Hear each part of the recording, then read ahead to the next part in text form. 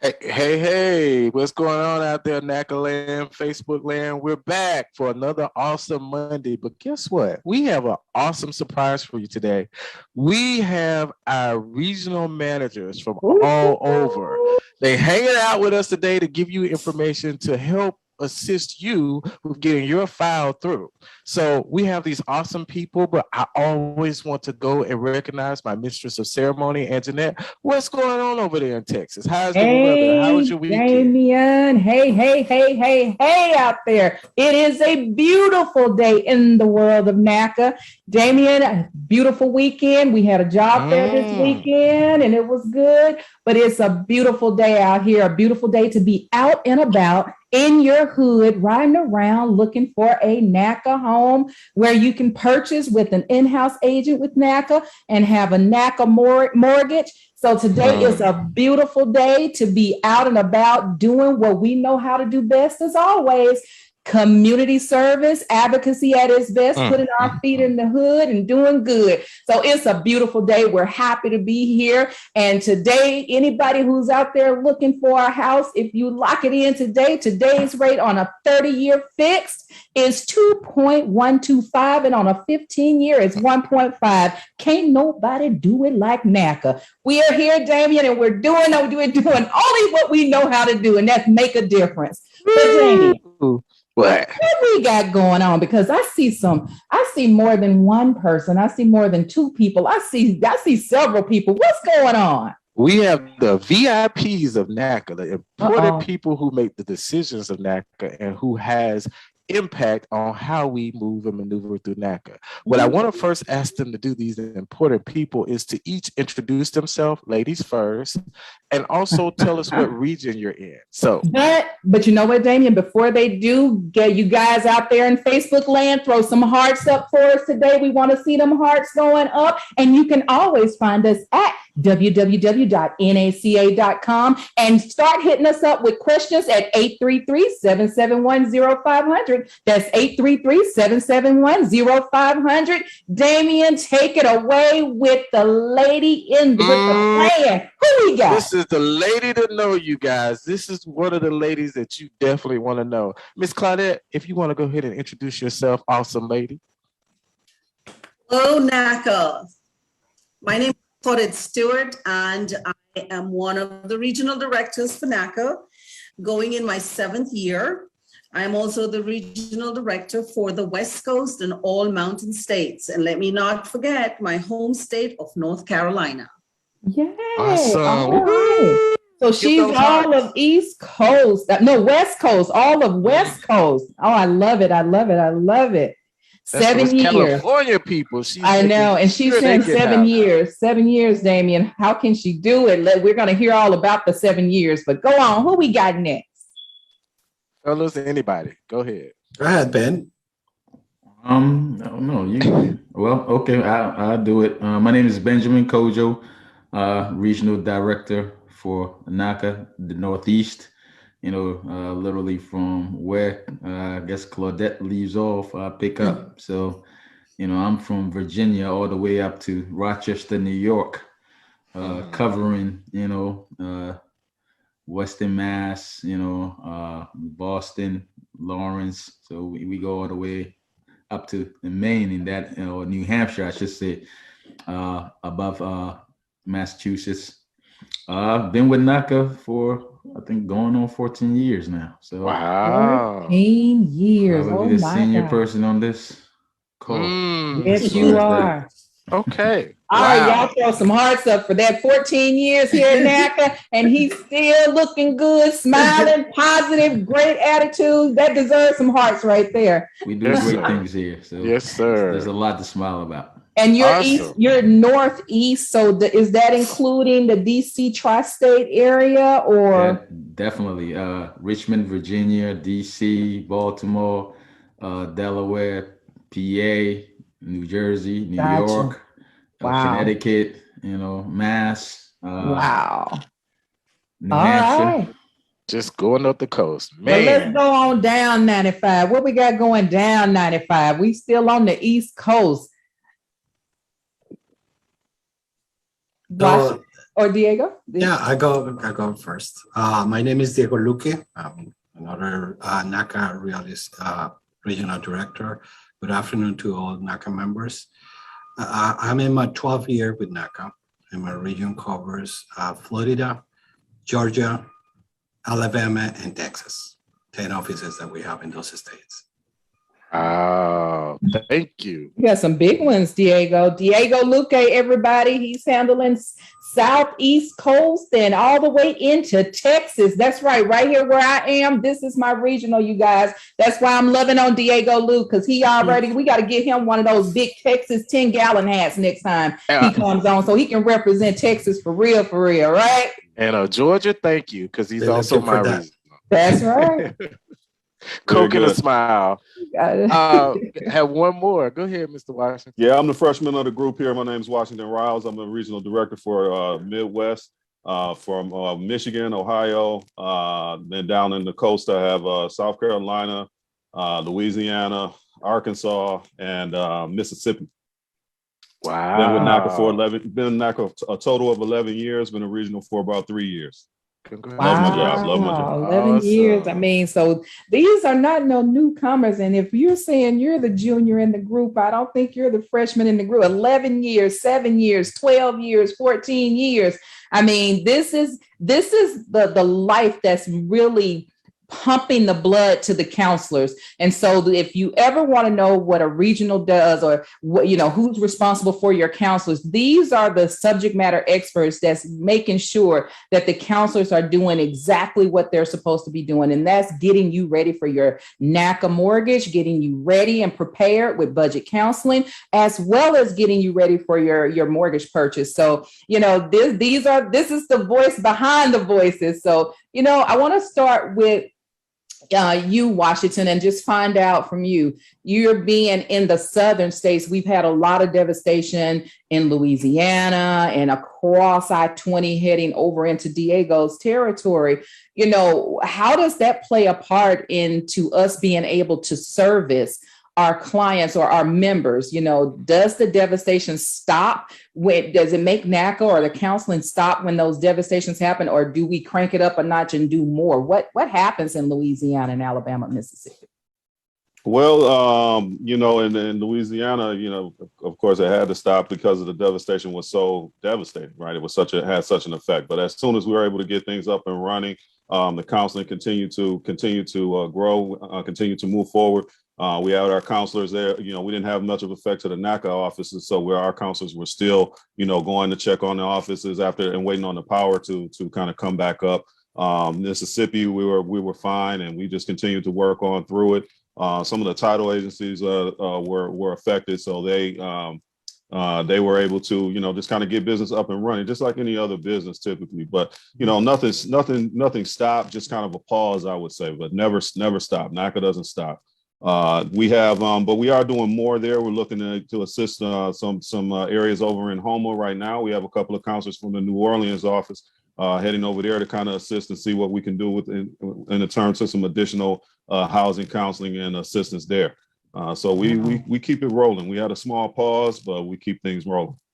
I love it. And that's just who we are. And it sounds like you're running your team the same way, and they're hitting the ground running. You guys keep the questions coming. 833-771-0500. That's 833-771-0500. Got the first question. My counselor, before I read this question, let's just talk about it. What causes a member's counselor to change? And because we do have a question about my counselor has changed, do I have to start the process over? It seems like I do. So before we dive into that question, let's talk about it. Claudette, Diego, what causes a member's counselor to change? There are a few reasons for that. The first one is possible that the current counselor is no longer with the company, right? So we need to assign somebody else. Also, maybe you are working with a housing counselor and you are qualified for the NACA program. Now it's time to assign your file to a mortgage counselor, who's a counselor licensed in your specific state to originate your loan. You don't start over. They just take what where the previous counselor left, right? Another reason is that your counselor went on vacation or medical leave or other personal circumstances that prevent that counselor for meeting the appointment with you. If that's the case, we want to honor the appointment, so we assign a temporary counselor to meet with you at that specific appointment until your original counselor is back. So those are the two main reasons for changes. And there are often times when a member think that, oh, I have a new counselor, I have to start over. No, it's not a matter of starting over. What we've told our counselors is when a new file is assigned to you, you must take possession of that file. You have ownership of this file. And so in having ownership means that you need to have an opportunity to go through the file to understand what it is you're going to tell this new member that you have. But all our files have narratives. So your last counselor would have left some information on the file. Your new counselor can pick up and move on. And even if you find that this new counselor is asking you some questions, it is to give that counselor, get that counselor familiar with your situation. It's not that you're starting over, but they need to know what reference point they're going to start with, and then they go through the program. So don't lose heart. We have narratives, and we're going to get you through the program as fast as we can. And lastly, I want to add that, the NACA counselor is an advocate. So in order for somebody to advocate for you, they need to know you, they need to know your story so that they can best tell it. And they, some things are not, you can't just read a narrative and know the person. You have to actually talk to the person. So the person have to actually meet with you at least to understand who you are, so that they can submit your file with that narrative that, hey, I know this person is ready for home ownership. This is who this person is. They can't just pick it up and just read a narrative and submit it. So whenever you do get assigned a counselor, be patient with that person, get to know that person so that person can be your trusted advocate. It sounds like what you guys are saying when you say this is that I can't just get your file and then rush in it and approve you. I need to make sure. And it sounds like one of the reasons that you want to make sure, because the counselors don't want to get them under contract down the road, somebody else in underwriting finds something wrong, and now they're in trouble and in jeopardy of losing the house. So it sounds like this is a safety precaution that you guys have put in place to make sure our members are protected. Is that what my assumption is? Is that correct? That's correct. Definitely. That's correct, because most of our sure. stuff is, go ahead, Washington. No, I was going to say the newly assigned counsel wants to make sure they agree with the affordability and that the member's ready for home ownership. So definitely. Okay. Wow. So we have to remind everybody that the qualification decision is not like a traditional lender stood, right? Based on risk. Mhm. You just look at your credit score. You have money at the bank. If you have a stable income, and here you go. We do it based on character. Right? It's a character-driven underwriting, character-driven decision that we don't look at your credit score. We understand your circumstances. We look that you have a stable income, that in general you have your finances under control, that your budget works, that you have a little bit of money to start your process, and then we qualify you, right? So the knowledge of your file, of your goals, and all the factors that I already mentioned are very important for our decision. So you need to have that conversation with your counselor. Absolutely. Awesome. This is good information, and they're coming. Damien, the questions are coming. They're doing it to me again. So they throw it up the hearts. We go throw up the hearts, but the questions are coming back and forth. I've got them coming through the phone lines and I've got them coming through Facebook. So I'm going to toggle back and forth here. One of the questions that's coming through the phone lines, and then I'll get Ms. Dennis in just a minute. But one of the questions is, could it be that my counselor changed because I changed my location? Why did I have to start over when I changed my location? I went from Florida to Georgia. Now let's just talk about when they change states and they're going from Florida to Georgia and their counselor changed. Is it a geographical reason or is it something different? Well, but you can have two circumstances, right? We have the local counselors that work from each office, and we have a remote counseling center. When you're working with a remote counselor, they cover all the country basically, right? They don't have a specific location. But when you are working with a local counselor, in this case in Florida, they are not the best person to qualify you to purchase in Georgia, because this is an owner-occupied program.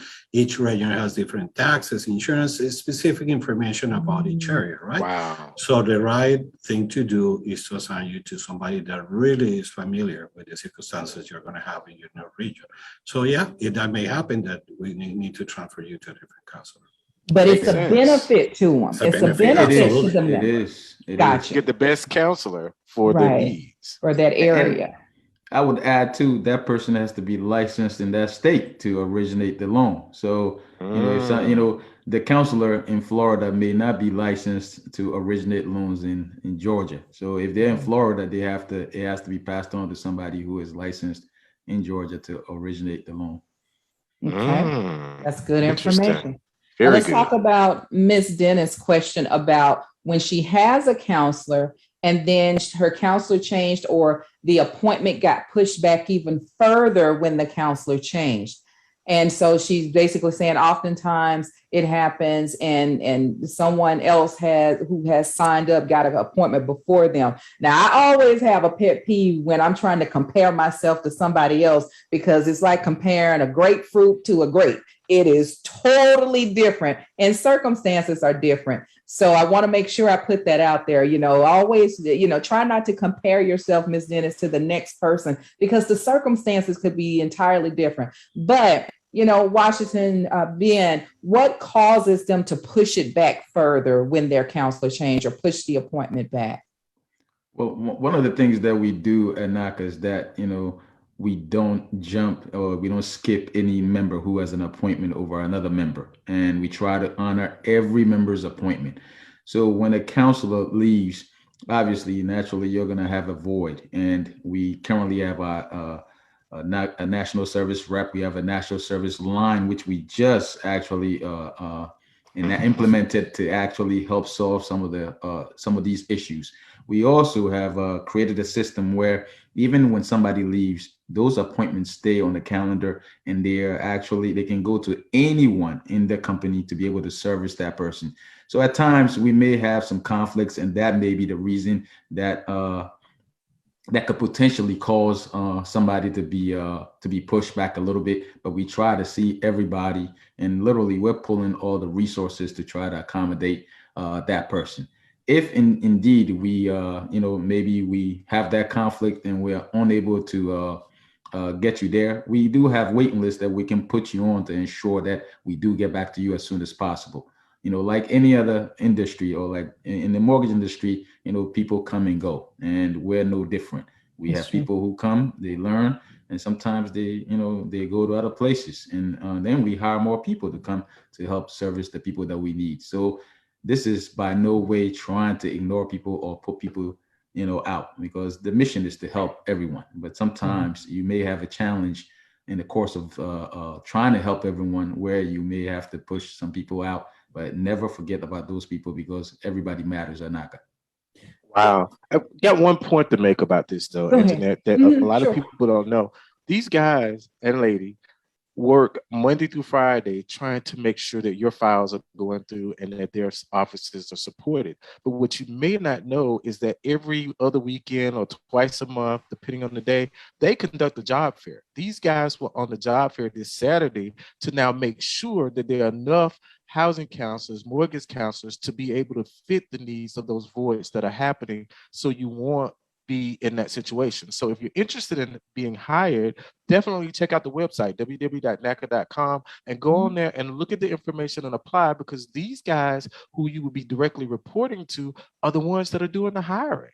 So you already have now encountered them. So encounter them on a Saturday, because they are really trying to make sure that you guys, our members, are taken care of. I just wanted to point that out. No, and that's a good something that members need. Members won't know this, so we want to make it clear that the counselors we have at NACA, they have appointments every single day, 9 o'clock, 11 o'clock, 2 o'clock, and 4 o'clock.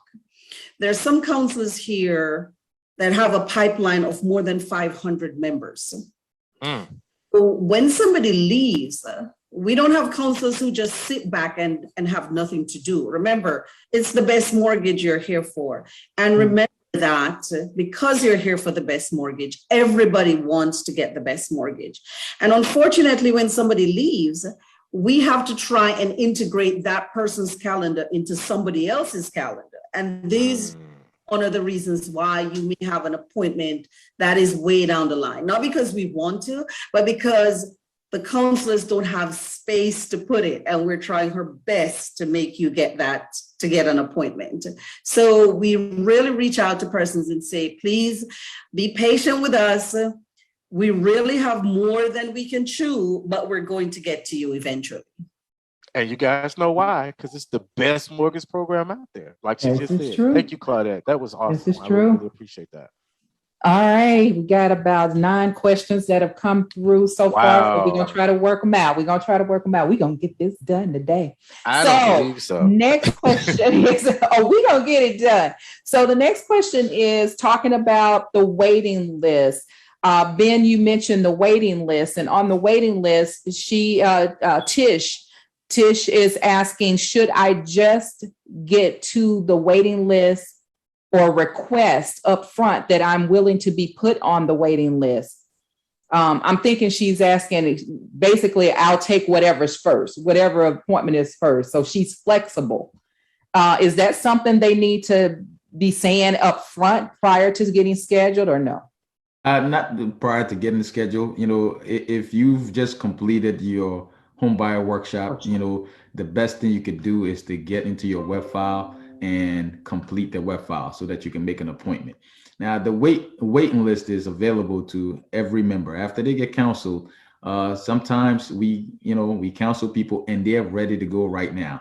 And we have other people on the calendar, so we may not have the space to get them in right now. But what we can do, what your counselor can do, is put you on the wait list so that if somebody, God forbid, somebody cancels an appointment or is a no-show for an appointment, then that counselor can call you. You do have to be available and ready to go so that counselor can meet with you and deliver that service.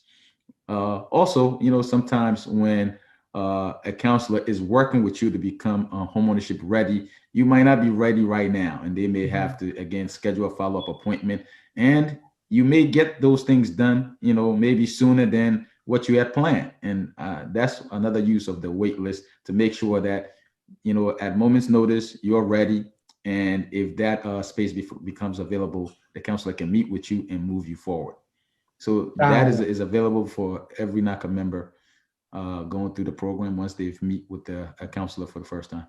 Now, Ben, you just reiterated something that I don't think a lot of members hear or they miss, because I've been encountering members who completed the home buying workshop and they're just sitting, waiting for a counselor to call them to set up an appointment. And I'm like, no. You have to go in, upload all your documents, and then you can schedule an appointment. But if you have problems, you're able to call the customer service line. But I don't think a lot of people, if you want to speak just a little bit, just, I guess, reiterating that so that they understand, you don't sit and wait after your home buying workshop. But you know what? I think that's covered in the workshop. So while we're on the subject, when you're in these virtual workshops and y'all throwing a load of laundry in the washer and then in the dryer, and y'all washing dishes while y'all got this webinar going on and y'all feeding the baby, y'all better be paying attention, because this is good information that they're missing out on. Because at the end, if I don't know when I'm supposed to schedule my workshop or what happens next, that means I wasn't listening. Am I right, guys? Correct. And that's big. And I see that a lot in a few of my offices as we go through that. A lot of people are not just uploading their documents and go ahead and set your own appointment within the web file. I mean, it's at your control. It's at, you have the power to do that, and we want you to do it. We definitely want you to do it. Take advantage of that feature in the web file. It's a phenomenal site, and it's there for you to use. So please upload your documents right after and make your appointment. Schedule your appointment to see your counselor. Tell us Damien, what. Look, Damien, this was something we was talking about earlier. I wanted to talk to the regionals about what are the commonalities, what are the things that they see, the common mistakes we as members make. But that might be a whole nother show, because I really want to know how to get rid of all of the common mistakes members make when they're, going from the workshop to uploading to appointment. And we got a question from Sothershan, who is asking about qualification, which is a good question. She's basically asking what happens after qualification. What happens to get to qualifications? They've been given an action plan, guys. Your counselors have given them an action plan, and now they got some things to work on. Once they work on the action plan and get all of that resolved, basically they're asking, how long does it take to get an approval once I meet all of the requirements or qualifications? What happens next? Good question. I think that before we answer the question, it's important to mention that we're talking about appointments, right? And that sometimes our members need to wait for appointments, etc. It's nothing more frustrating for the counselor that get finally to that appointment and there are no documents in the file. Right? The member hasn't uploaded the documents. Or we met, we have our intake, you get your action plan. The idea is then your next follow-up appointment, we're going to have a complete file and the counselor will be able to submit your file for qualification review. But when they meet with our member, nothing has been updated, nothing has been done in the action plan, or very few work. So what happened? You're going to need another follow-up appointment. And on until that action plan is completed. Once that action plan is completed and we have all the documentation, now the counselor is able to submit your file for qualification. I think that's the question, right? Right now, it's taking about a week for the file to be reviewed and come back. That's not bad. It's not too bad. Not at all. Now, if for any reason, the NAC underwriter, the reviewer that's looking at the file for qualification, doesn't find all the answers that they need, or we have missing documentation, the file will come back to the counselor and to the member to complete those items and be resubmitted. And then you have to wait about another week to get the final answer. Okay. So Diego, one of the points that I'm getting here that you're saying is if they've given you 10 items on your action plan and you've only completed 6, don't come trying to get an appointment because they need all 10 in order for you to be submitted. Is that what I'm hearing? Is that correct, everyone? Yes. Yes. But what I'm saying is basically do your best to complete your action plan before your appointment, or to complete your documents before your intake, because that's the tools that your counselor need to move you to the next step. And here's a point about your action plan. Please read your action plan. And I know we get it. We see the data for follow-up. We scan and see what we need to do. But there's a description of what it is that they're asking for. When you read the description, then you know exactly how the documents you need to upload to your file. Because until when that action plan has no other item to be done, that is when you will be submitted. That's for home ownership. Until then, you're just playing around. And I wanted to add that, and look, you determine, when the timeline, because at the end of the session with the counselor, the items that are on there, some can take literally days, some can take weeks, some can take months. So you make the determination and say, hey, this is when I can get this stuff done. And then the follow-up appointment is scheduled. And you have to make sure that you have those things ready. You gather those things, you've upload them to make the next appointment successful. Because the goal of the counselor, trust me, is to submit your file for qualification, because they want to get you qualified and then they want to move on to the next one. You make that determination when you complete it. And more often than not, we get people that will say, well, I already submitted this, I already gave it. This is full documentation underwriting. Every time you get a pay stub, you get a bank statement, you should just make it a practice of uploading them as you're building up your file and as you're getting ready and following that action plan. And definitely pay attention to the action plan, because again, as Damien mentioned, yes, you have 10 things on there, there's one document that's missing. That one document may be crucial in getting you approved. And if we don't have that, they're going to get a kickback. And then obviously you have to then do another appointment to do that. So you want to limit the number of times by being prepared. You know, there are some people that put it in the binder. You just have to find what works for you. Now, Yep, and that makes perfectly good sense. Being in the binder, I've suggested to people, and you guys can tell me if that helps, is when you're on the appointment with your counselor, you should not be at a phone, but on your computer. So you have all of your documents just in case your documents didn't upload. And now you can just quickly shoot it to the counselor and upload it to the file. And now you're not having to set and reschedule another appointment. So definitely, if you can, be at a computer and have all your documents in a folder so you can quickly say, hold on, you didn't get it. Don't say I sent it, I submitted it, because they don't have it, so they need it. So submit it again. And if you have to send it via email because there's something's wrong with your computer and it's not letting it upload, but definitely have you a folder, sit in front of a computer while you're talking to them and not on the phone, because you're not going to be able to access all your files.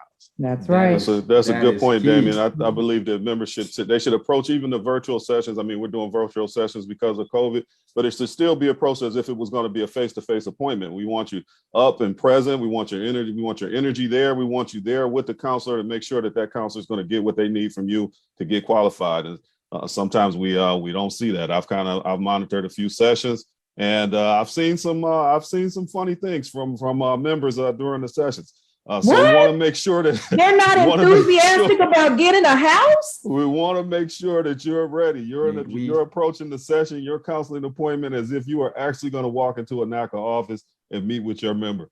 The counselor can also show you the document. Maybe it's illegible. Maybe it got creased when you put it in the scanner. It could be a number of different things. But we want you sitting up straight. We want you to be, have your energy and be present at your counseling session.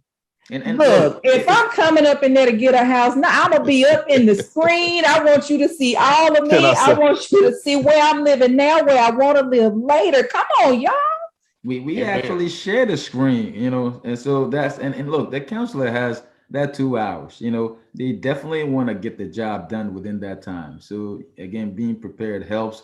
Sometimes we have people that are rushing, they're on the phone, so they can't pay attention, and they're saying they got to leave. And we say, well, you scheduled this appointment.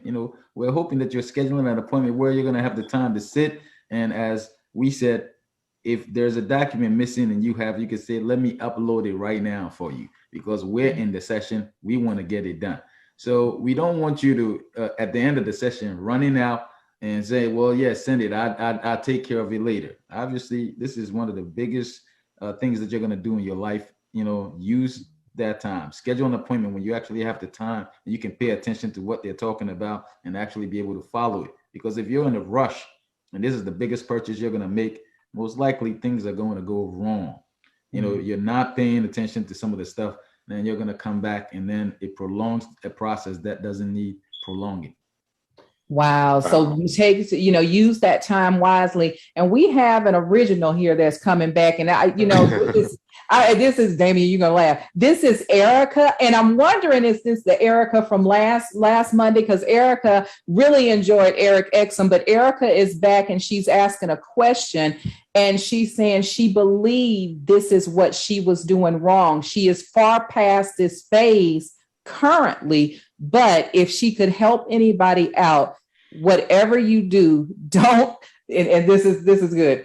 Basically, she's saying, don't answer one condition and then schedule an appointment, then come back and do another condition. And then she says, because she scheduled 4 appointments and they all had the same conditions and she was just working them down one by one. And my thing is, well, number one, if I'm your counselor, I'm not going to let you do that with my time because 3 other people could have had their session. But what she said she was doing was she was literally taking them one at a time and then scheduling an appointment. So to your point, Ben, you got to use that time wisely. Really? Absolutely. Yeah, no, the number is correct. Yes. Yeah, I can't believe I'm hearing this, but this is what she's saying. And welcome back, Erica. We're happy to see you or hear from you on the show. Give some hearts up to Erica because Erica had a lot of good questions. Toggling on with the low interest rate, to purchase in a priority area, why does that not change the buying power? Priority areas are a bit pricey. So how is it a beneficial feeling to purchase in a priority area? Well, I wouldn't say that a priority area is more pricey. I mean, that goes back to the NACA mission of stabilizing neighborhoods. Priority areas are actually the areas that we want folks to go and, spend their hard-earned dollars, bringing properties back to life. Most of those places are actually left behind by cities, and speculators and investors come in, buy it up, renovate it, and then the people who have been living there, who have contributed to those communities, are unable to actually live there anymore, because all of a sudden you have brand new condominiums or brand new houses or renovated houses that they can't afford. So that's where you should be looking with this NACA mortgage product. We don't believe that people need to leave their neighborhoods to go somewhere else to find another house. We want you to take the NACA mortgage product. NACA mortgage product is not just to purchase your home, but to rehab the home, bring it back to life, so that if you do it, the next person comes and they do the same, then the neighborhood appreciates. And now you've turned a neighborhood that's probably an eyesore that people didn't want to go into that neighborhood that would have eventually been desirable because an investor came in and cleaned it up. And we see it all, across the nation, that this is kind of what is happening. So before there isn't, that you have the FHA 203K product out there and other products that low to moderate income people cannot qualify for, or they have a hard time qualifying for. The NACA mortgage is there for everyone. You can qualify for it. You just have to be persistent, persevere to it, and also have the will to be able to want to change your community. We're not giving people loans to go and buy in the best areas. That's not what this program is about. Again, it's about neighborhood stabilization, and we want you to buy in those areas. And frankly, those areas are not pricey. They become pricey once the speculators and the investors start to move into those areas, and then other people follow them. Be the first to start. That makes sense. Moving on. Thank you, Benjamin. And you're right. We're not giving out any mortgages or whatever, because I do believe, and don't get me on my soapbox talking about it is your God-given right to own a property or own your home, because the wealth is in the what?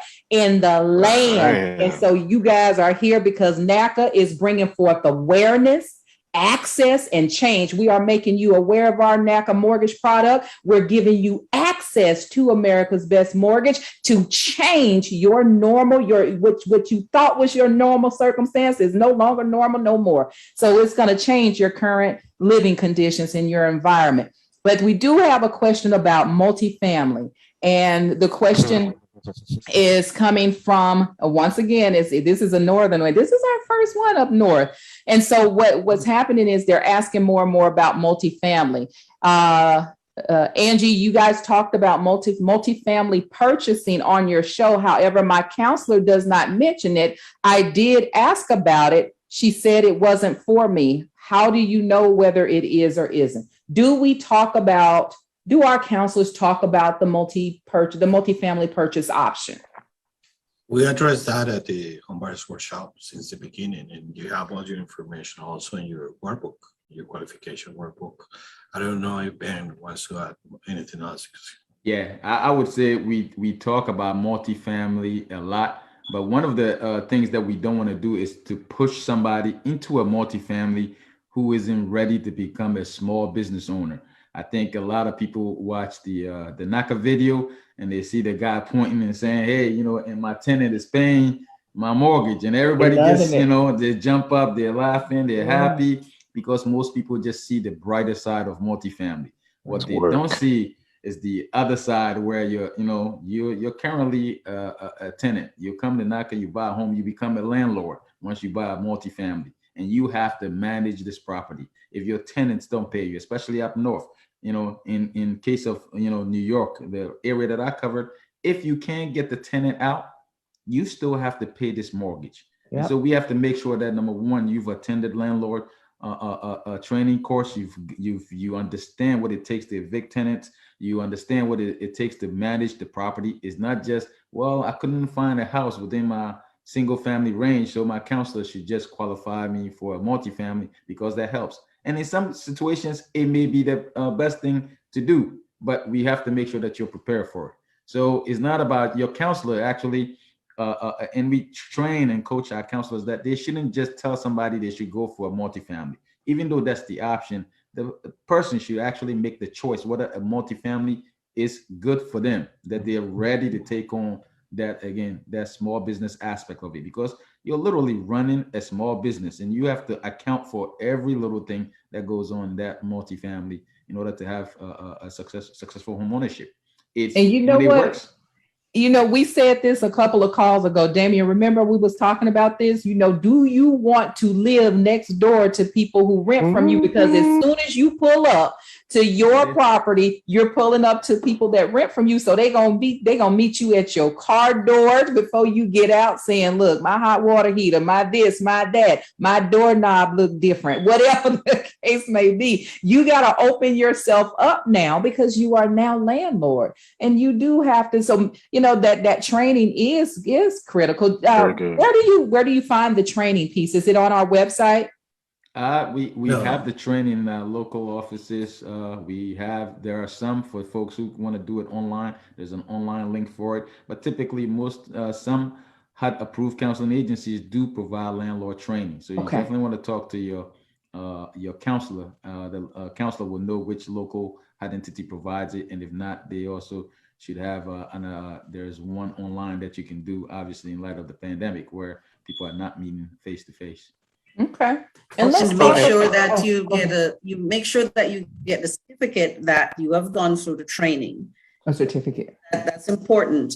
And what's also important, because I do a lot of multifamily in California, and a counselor may say you're not ready because looking at what's your asset looking like, okay? Because you have to have some, and depending on what unit you're buying, right? You must have assets that you can, like Anjanette said, pay for something that goes broke. Because we do have a lot of now in California where, because of the pandemic and everything else, people were out of work, and people have been out of work for over a year. That's right. Not been paying rent, and consider yourself the landlord of 3 units, and you have 2 tenants who are not paying. You have to find that money to pay, or what's coming. Yeah. So it really is a business, and you really have to be prepared mentally, now, financially.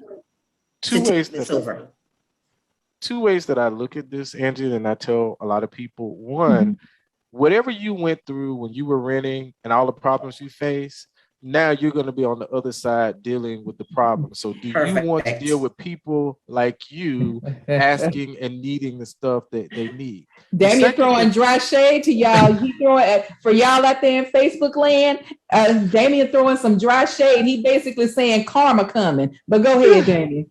The other thing I want to point out is I tell people now that we're in this whole pandemic where the government is saying you don't have to pay rent. So it's incumbent upon you to, as a landlord, to be out here looking at all the different grants. Listen, if I owned a multifamily, I would be at your house knocking on your door with my laptop, printer, internet, and everything to help you fill out that form that's going to get you rent, that's going to rental assistance. That's right. So you need to be able to take a hold of it and be able to understand, because the bank is not going to hear that your tenants ain't paying. Right. All they're going to hear is we want our money. They want the mortgage to the building. Yes, ma'am. Exactly right. And look, last thing I want to add is obviously, running a multifamily on like a single family is never going to be affordable. And again, I always like to take it back to the fact that, NACA is a neighborhood stabilization organization. We're looking to help low to moderate income people, so, one of the things that we do encourage is that most of these cities have, housing authorities. You should work with them and, get involved in their Section 8 program and be able to rent to somebody to help somebody as they are looking for housing, because it also in turn helps you out. You can obviously count on that Section 8 voucher to help pay the rent. And it's not going to be all of it, but the tenant has to pay their portion. But it's better than having nothing, and you're helping the people that we want to help who, again, don't have access to to homes readily available in some of these markets. So take advantage of it, especially in New York. I mean, they have programs where you get a bonus by working, with folks that need housing. So, that combination can help make that multifamily a success. Again, you wanna be part of these programs, offer housing to other people that need it, which in turn is mutually beneficial to you. Wow, That's that is awesome. great. Now we have a New Mexico question coming up in just a minute, but let me toggle back on over and New talk about Mexico. Florida for real quick. Now, Diego, Florida is your area. We have Miami, Orlando, Tampa, and Jacksonville. Now we got a Jacksonville office question. All of our offices are open technically, correct? That's correct. All right. So to your question out there in Facebook land, our Jacksonville office is open. Stop by and see us. Masks are required.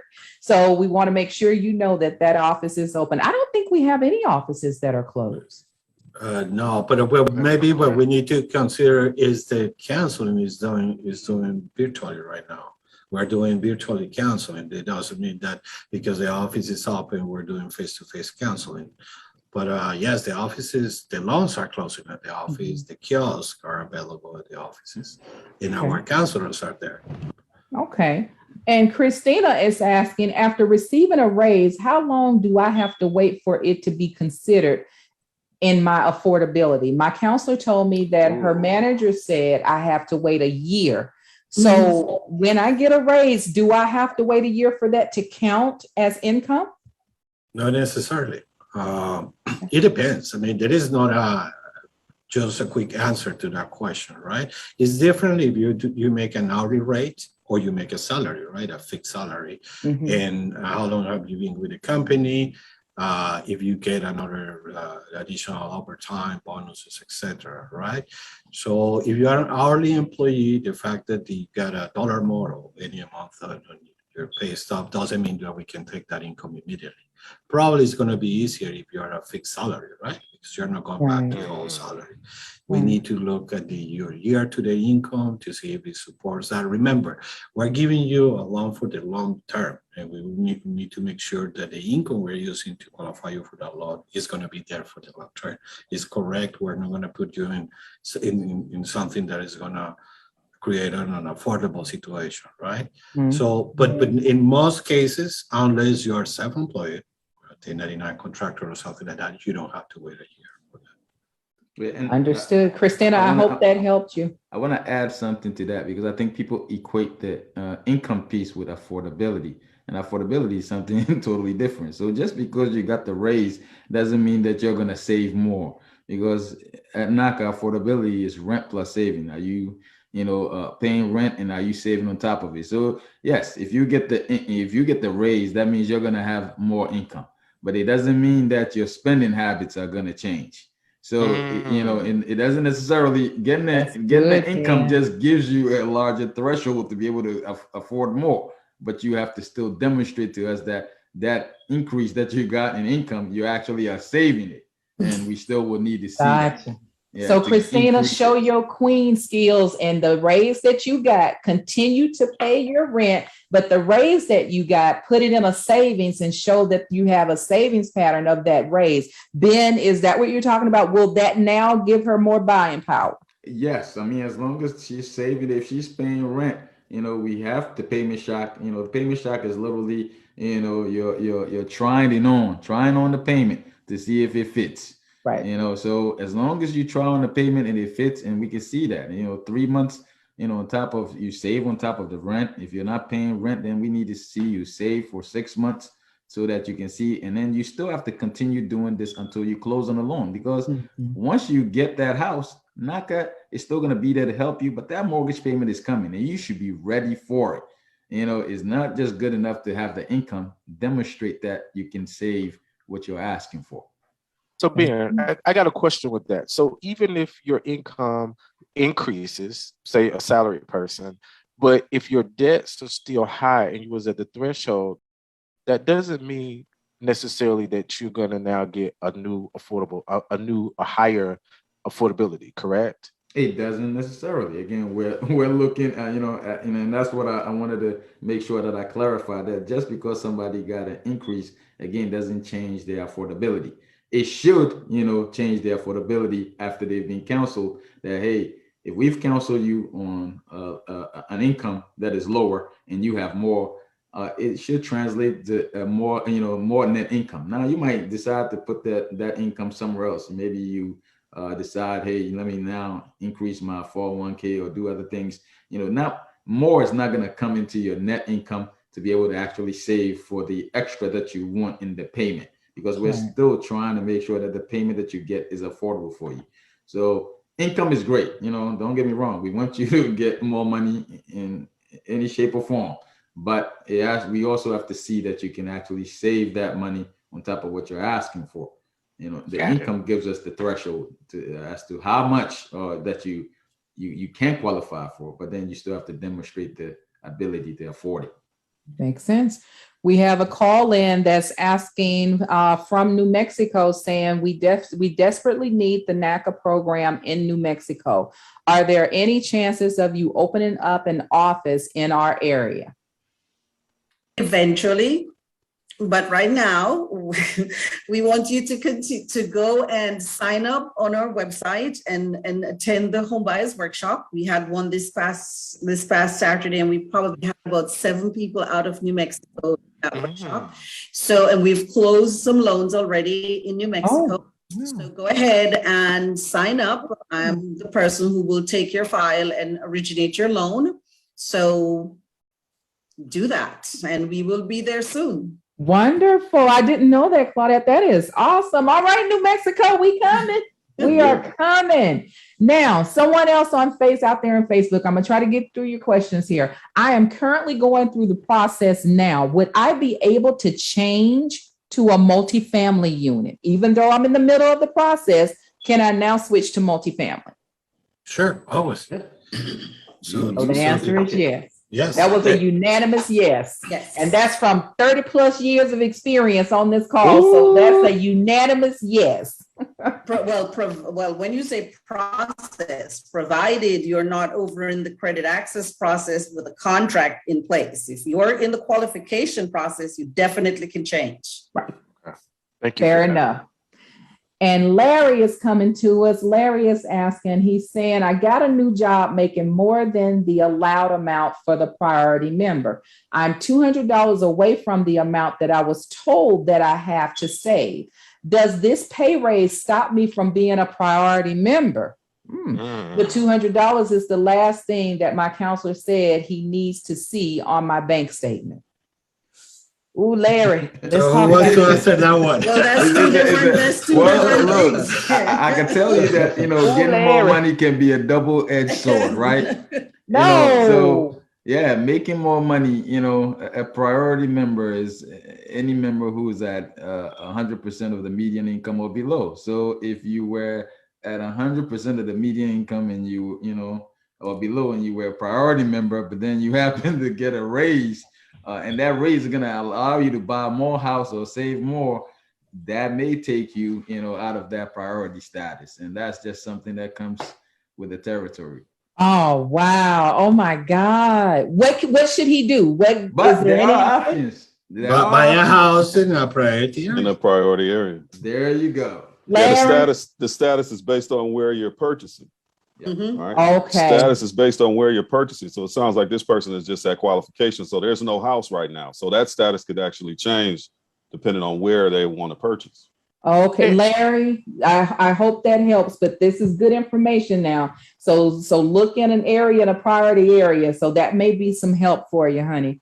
Well, also you don't know that you're not going to like the house. So don't already have a block that non-priority is about a problem, because there are many non-priority members that find great houses in priority areas, and they get to fix them up with the rehab portion. So don't look at that as a negative. Get out there and see before. Don't issue yourself a declination and you haven't been given one. And also there is a lot of new construction in those areas. And grant money in some areas. True. That's I'm it. glad you said that because again, a lot of people think that when we say the Naka priority area, we want them to go live in the ghetto, or we want them to go live in a No. place where it is. And most of your cities are priority areas. Like I'm in Newark, and downtown Newark is a priority area. Most people don't know this. You go to other parts of New York City, there are priority areas everywhere. Just, again, work with, your NACA in-house agent, work with those folks that know the program. They're Yes. going to walk you through that part. And as Damien emphasized, don't have a mental block, be open. Last question, and then guys, we got I about told you. we got 4 questions coming in through my e-voice, but I'm gonna get this last one on to our Facebook viewers. Can people get denied from NACA? Real talk. They may, if they, especially due to eligibility criteria. Due to eligibility. For example, you own a home, currently you're a homeowner, you don't want to sell that home before you close on your NACA loan. You're not eligible for the program. Or you provide fake documentation to NACA. So engineers say, be real. So that happens once every 1,000 members, but that may happen. That's a reason also to be denied for the program. Basically, if you're not willing to meet the program criteria, well, you're not eligible for the program. I think that's the answer for that. This has been helpful, but the old clock on the wall say it's time for us to go. And I know it's just, Damien, where does the time go, man? Listen, it happens every time. So we're going to have our regional managers. We're going to have them back. Because they're busy. They're busy making sure things are keeping in line. But we definitely want to have you guys back to finish answering and answer further questions that our members have, because they still have a lot. And we're gonna get more questions even after you all get off today. Trust Absolutely. me. I already know the phones are going to continue to ring at 833-771-0500. But guys, if you missed part of it and want to see it, you can always find it on our website, which is www.naca.com. But you can always find us, like us, do whatever you want to do with us on the official Facebook, Twitter, and Instagram page for NACA. You can also find this show on YouTube, throwing up the hearts. The old clock on the wall say it's time for us to go, but I do hope you enjoyed this NACA Live show. These beautiful people, Washington Riles, Diego, Luque, Benjamin Kojo, and the lovely Claudette Stewart. Thank you guys for joining. Thank you for having me. Thank you guys. You guys go out, be safe, mask up, and have a beautiful, beautiful work week. I'll see you on the other side, guys.